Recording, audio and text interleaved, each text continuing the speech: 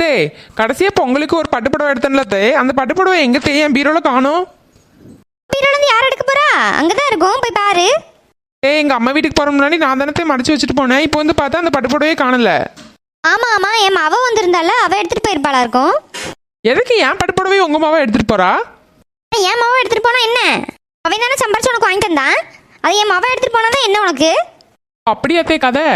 அதே பொங்கலுக்கு உங்க மவளுக்கு தங்கச்சிக்கு வேணும்னு சொல்லிட்டு 20,000 ரூபாய்க்கு பட்டு புடவை எடுத்து கொடுத்தாருல, அந்த பட்டு புடவை நான் போய் வாங்கிட்டு வந்துடுறேன்.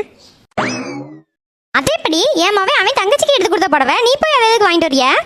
தெரியுதுல, அதே மாதிரி என் புருஷன் எனக்கு எடுத்து கொடுத்த புடவையே உங்க மாவா எதுக்கு வந்து எடுத்துட்டு போறா? என்னை விட காஸ்ட்லியா 10,000 ரூபாய்க்கு கூடன்னு பட்டாதான் அவளுக்கு எடுத்து கொடுத்துருக்காவ. பாரு, இந்த வீட்டுல என் அவளுக்கு போவதான் அடுத்து உனக்கு, சரியா? இப்படி ஒரு வீடு நான் பார்த்ததே இல்லம்மா. மக்களே, இந்த மாதிரி கேரக்டர் உங்க வீட்லயும் இருக்கா மக்களே? பார்த்து என்னன்னு சொல்லுங்க மக்களே. லைக் பண்ணி சப்ஸ்கிரைப் பண்ணுங்க மறக்காம.